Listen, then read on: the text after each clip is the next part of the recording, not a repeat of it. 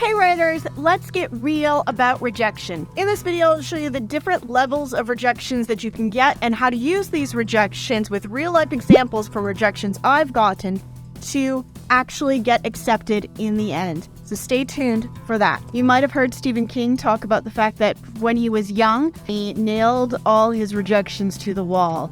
And one day that nail fell out of the wall because there were so many rejections there. And he says, when at first you don't succeed, get a bigger nail. You might have also heard about Bradbury, who would wallpaper a small room in his house. He says, before you finish wallpapering that house with your rejection letters, you will have been accepted.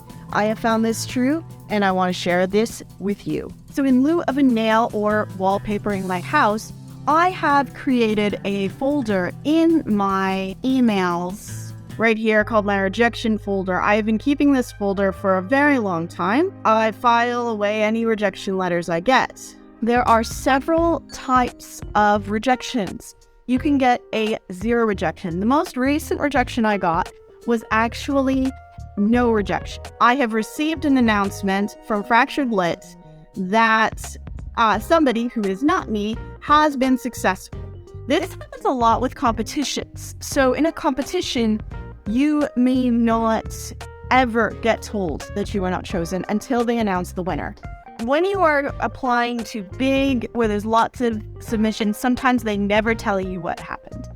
A lot of times I've realized nowadays the publishers will tell you if you will not hear from them, or they will give you a time frame. If you don't hear from us in 6 months, then you're not going to hear from us. Move on.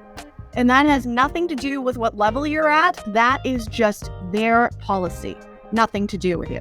So that's level 0. That is a rejection that goes nowhere. The best way to deal with these rejections, I have found, is to submit it and forget it.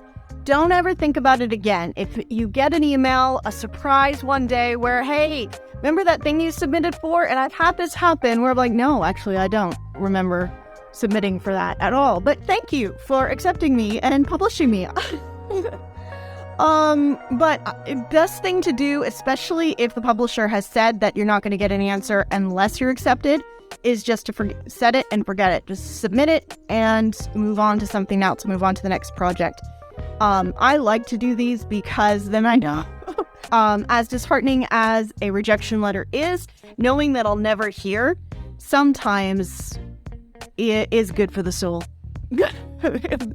It's just no. So these are great for if you're doing mass submissions. If you're just submitting the same story over and over and over again, you don't plan on editing it. It's not your magnum opus. It's just a story and off it goes. That is the best. I call it level 0 because you get no reply, but you also get no rejection. The second policy that you might come across is if you get rejections that are forms. So here is a form. Now, it says my name, which means that they probably had an autofill. Everybody probably got this exact same rejection letter from the American Library of Paris Visiting Fellowship. It's just a form letter. There's no help. Again, this is their policy. This is not a reflection on your work. It just means you were unsuccessful. You don't take it personally. All right, so rejection level number 1. So remember, 0 is no reply. Level 1 is a form letter. It is nothing much except a badge of honor. So what's great about these is I can file them away in my rejection folder and make the list of rejections grow longer, which I wear as battle scars or badges of honor. And I go, you know what? I did the thing. But I want to talk about the different kinds of rejections you can get that are incredibly valuable. Okay, here is a rejection letter that is actually quite encouraging. This is one I got from A&U about my novel, The Thing, The Stuff. You can see she's read it. Through much consideration, we have decided not to pursue The Thing, The Stuff for publication. It's very clever writing and shows a lot of talent, but I'm sorry, I just couldn't connect with the narrative voice. I found it a bit distracting from the story. This is very subjective response, however, and I encourage you to send your manuscript to more widely, as it might be another editor will have entirely different response. I was able to submit directly to Anna from ANU because of a contact I have. And my friend Blue has said, this is actually encouraging despite the pass. And she's offered to send it to other people. So this is a great rejection letter. It's fantastic rejection letter because it is got specific feedback. Okay, so level 2. Level 2 is great. This is fantastic. In level 2, we are starting to get personalized feedback. And usually they'll give it to you in a compliment sandwich. This was good, this was not. And the not is usually why they said no, and this is yes, this was good. Sometimes those nots are things you take on board. Sometimes they're just the person's opinion, and you have to use a discerning eye to identify which ones of these there are. I'll come back to that. Now, I continue to send the stuff, and it has been rejected by a few publishing houses now. Yay me. Here, now, there's another level of rejection. Now, she's actually read it. We can see this. And she says, it was a pleasure to read it, but unfortunately, it's not fitting what they want right now. This has nothing to do with my writing. This is all about the fact that it's not right for them. So that's a different kind of rejection altogether. So level 3 is different than 1 and 2. You may think it's similar. You may think, well, it's kind of doesn't give me any feedback, so it's like level 1. No, because it's personalized. Because they've read it, they've looked at it, and they've given specific feedback, even though it's not feedback on the story. So it's not level 1, but it's also not level 2, because, as I said, they don't give us specific feedback on the story. So what can we learn from this one? Well, basically what we can learn is that they like the story, but it doesn't fit with what they're looking for right now. It doesn't fit for this particular submission process. Basically, what I've learned is that I probably should have done a little more research while I was submitting, because I've submitted to the wrong people. Either I've submitted a YA story to an adult-only publishing house, or I've submitted a fantasy story to an agent that isn't looking for fantasy right now. So that's on me. I should do more research. And that actually comes into play later with getting accepted, but I'm getting ahead of myself. So here is my favorite kind of rejection. This is the kind of rejection you want. If you can get a rejection like this, you have been seriously successful. Now you can see this is from Wakefield Press editor, and she says a lot of great stuff. She actually liked the narrator. So note this, it is subjective. A&U did not like my narrator. Wakefield liked it.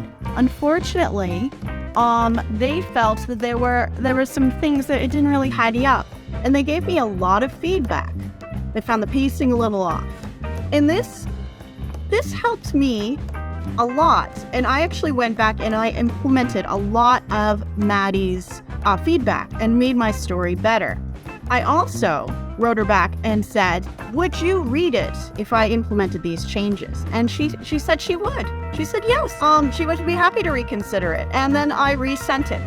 So that is another opportunity. Rejections are really good, especially when you get these kinds of rejections. Look at how long this is. Look how much time and thought Maddie from Wakefield Press put into this. It is unbelievable how much they have how much time they put in considering my work. It's fantastic. Gotta love this. This is the long feedback. This is when you get the feedback where you know that you have made it. You are in that 1% of writers that are good. You're gonna make it. It's only a matter of time. And working on your craft, because whatever it is that's keeping this publisher or agent from actually working with you is actually holding you back. So for me, that was my ending, and I needed to rewrite it. And wow, eye-opener, and really hard news to take, but truthful and exciting, because I know now it's just a matter of time and honing my craft. And this is why this is my favorite kind of rejection, because as far as rejections go, this is a love letter. And now what I want to do is I want to look with you at a time that I was successful. I'm still shopping around the thing of the stuff, and I'm still considering whether the way I've written the story and the length of the story is right for the age group that the story is aimed at. I feel like it might be a little bit long, and it still might be a little too complex for the the age, which is sort of low YA, high middle grade. And I feel like I need to decide if it's going to be YA, I need to make changes. If it's going to be middle grade, I need to make changes. This is all I've learned from the rejections I've gotten for this novel. However, what I want to show you is a rejection I got, and then how I turned that rejection into success and was able to attend the Iceland Writers Retreat on a grant, an alumni award. Check this out. So back in 2017, I applied for the Iceland Writers Retreat. This was my submission here. So back in 2017, I applied for the Iceland Writers Retreat.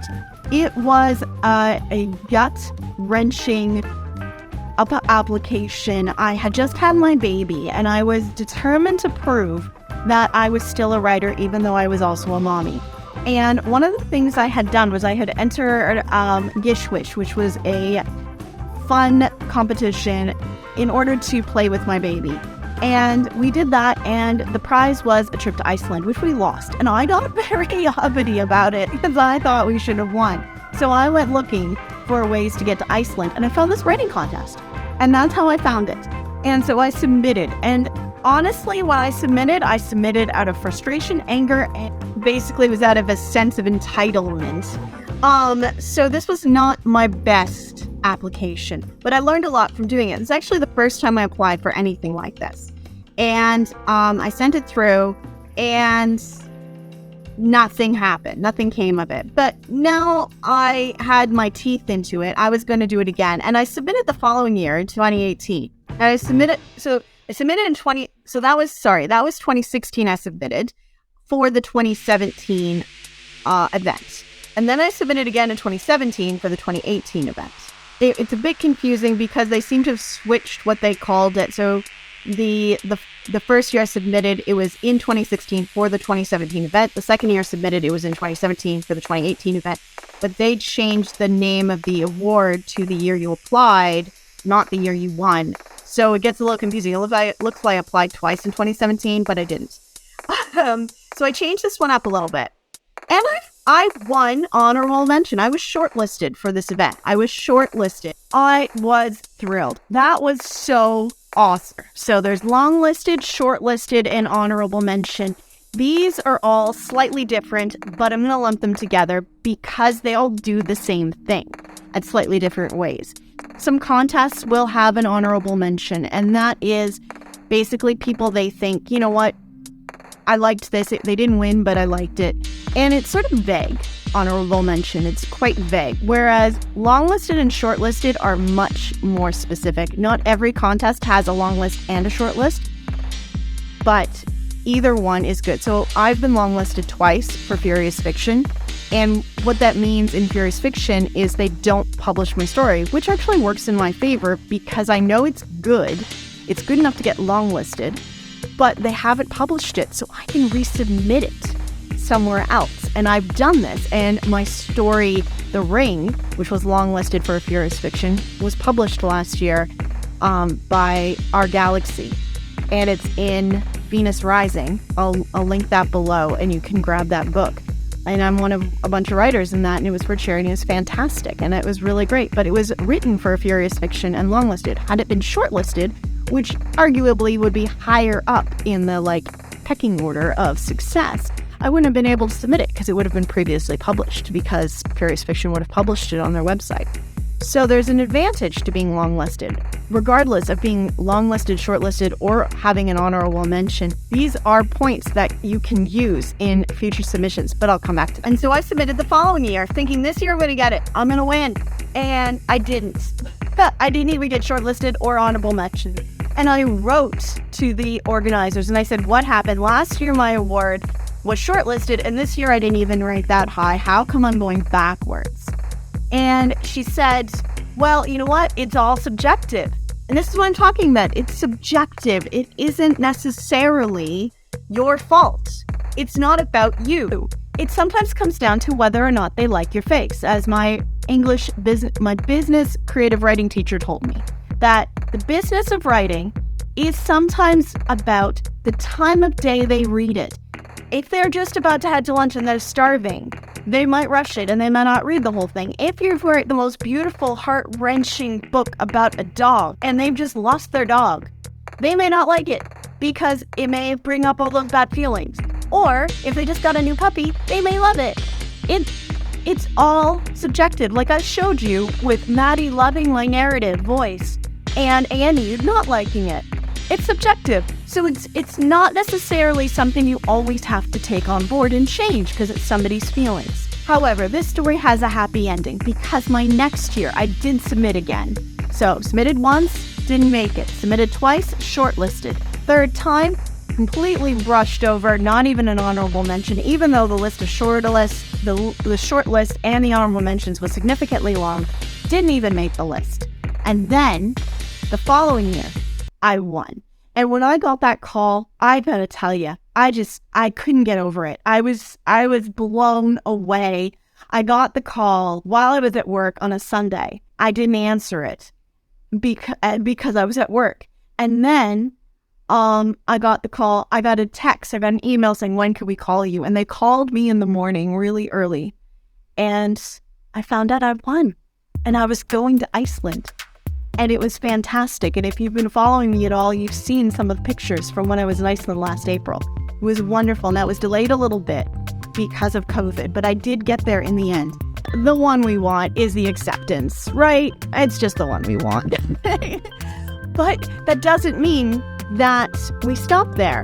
An acceptance is a stepping stone to the next and the next and the next. Now here's where we come back to being longlisted and shortlisted. When I submitted this winning application to Iceland Writers Retreat, I was able to mention that I was shortlisted before. I was able to mention my long list with Curious Fiction and all the things that I had had in the interim since applying that first year.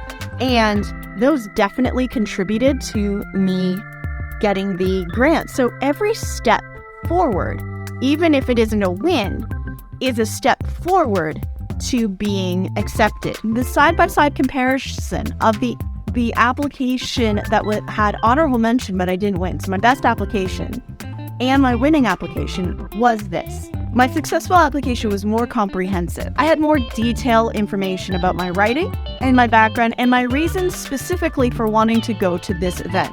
I had also included in the application some extra outside work. So I had shown that I was that interested. In this case, it was seeking some other funding. And I had actually applied for things and tried things to show them that I was very serious about this. I looked back in great detail at the other events and what other winners of this award had won. And I referenced them in my application saying they received these benefits. I'm looking for those benefits for these reasons. And it was this, I think, that really got me over the line. This attention to what this specific event and this specific fellowship award would have in store for me that got me over the line. I think that a lot of times as writers, we're so busy at submitting and thinking about, we just want to win, we just want to get it, we just want to be there. We do that and then we wonder why they're not interested. These are people on the other side. If you talk to them like they're people, you said, this is a relationship I want with you. I want this publishing relationship, this fellowship relationship, this award relationship with you, because not only will it benefit me in these ways, but it will benefit you in these ways. So I also went back and I said, if I win this award, I will do this, this, this, and this to promote the award. And I did those things. And saying those things, doing those things, promising and delivering will give you a lot of clout when you are dealing with these people who are people in the end. So as I'm editing this video, I just got this fractured lit rejection. So this takes me from the lowest form of rejection to the second. I'm pretty sure this is a form letter, but honestly, it made me feel really good. And I don't know if that's a product of being so mindful about rejection right now, or if I'm just noticing it. And this is actually how I feel when I climb up the ladder of types of rejection, because while I know this is a form letter and it doesn't change anything, it does feel a lot better to have received some kind of word. And this mindset thing is key, I think. Now, I could have had feedback. I know I could have. Because Fractured Lit had a paid option to give money to get actual feedback on my story, which I didn't do because money is tight right now. But that is something I might consider in the future. At the same time, the year I was shortlisted for the Iceland Writers Retreat, I was shortlisted for Verona, for the Thing of the Stuff, which I showed you. And it's gone through a lot of different incarnations since then. But you might also, if you've been on this channel a lot, you might know I've written my Cinderella story. And I got a little bit bogged down because I went off script and went off outline for NaNoWriMo, and I ended up with a big mess of a novel. And I didn't know how to fix it. But in 4 days, I not only fixed the beginning of the novel, I had 10,000 edited words that were ready for submission, and I submitted them again to Verona. And if you want to know how I did that, check out this video here. I'll see you there.